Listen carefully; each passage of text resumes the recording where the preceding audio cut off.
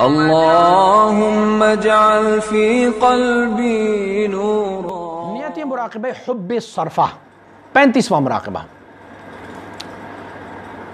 اس مراقبے میں محبت الہی، وہ محبت الہی جو صرف رب کی محبت ہو، جس میں سے کسی غل و غش ہو، اولاد کی محبت ہو، مال کی محبت ہو، جاہ کی محبت ہو، دنیا کی محبت ہو، بیوی بچوں کی محبت ہو اور کاروبار کی محبت، سب چیزیں ختم ہو اور صرف ایک ہی محبت ہو، محبت ذات ہو۔ اسے کہتے ہیں صرفہ، صرفہ نہیں صرفہ، صاد کی فتحہ پر۔ محبت صرفہ کی معنی یہ ہے کہ آپ اس دنیا میں اگر رہیں بھی، کاروبار بھی کریں، زندگی کے روزگار بھی کرتے جائیں گے، لیکن آپ کی محبت صرف ایک ذات کے ساتھ ہو، اور وہ محبت ایسے ہے کہ تمام محبتوں کو چھوڑ کر اسی ایک محبت کو آپ اپنائیں گے۔ ہم نے پہلے اس میں تھوڑا سا تفصیل کیا تھا معبودیت صرفہ میں، وہ معبودیت اور عبادت تھی، اور یہ محبت کا مراقبہ ہے، محبت صرفہ، محبت صرفہ، خالص رب کی محبت کی مراقبہ۔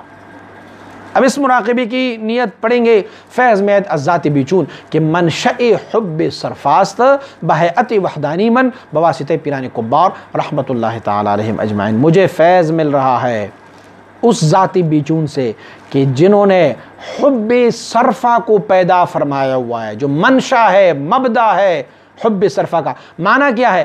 اور کسی کی طرف اتنی محبت نہیں ہونی چاہیے جتنی ذات کی طرف ہونی، بس رب کی طرف محبت ہونی چاہیے۔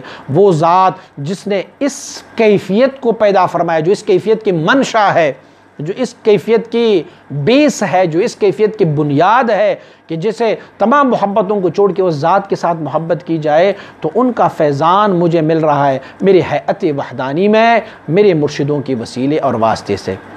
یہ بھی یاد رکھیں کئی مراقبات میں ہم یہ ہیئت وحدانی کہتے ہیں، تو مراد و مقصد یہ ہے کہ ہم ہیئت وحدانی میں جو فیض لیں گے نا تو وہ تقسیم ہوگا ہمارے تمام لطائف میں، کیونکہ ہم نے سارے لطائف کو اکٹھا کر کے ایک لطیفہ تصور کیا ہے، اور وہ لطیفہ لطیفہ اخفا ہو۔ جب اس پر ہم یہ فیضان لیں گے تو پھر معنی یہ ہوا کہ ہمارے تمام لطائف میں ان کا فیضان مل رہا ہے، لیکن من حیث المجموع سارے اکٹھے ہو کے ان کا فیضان مل رہا ہو۔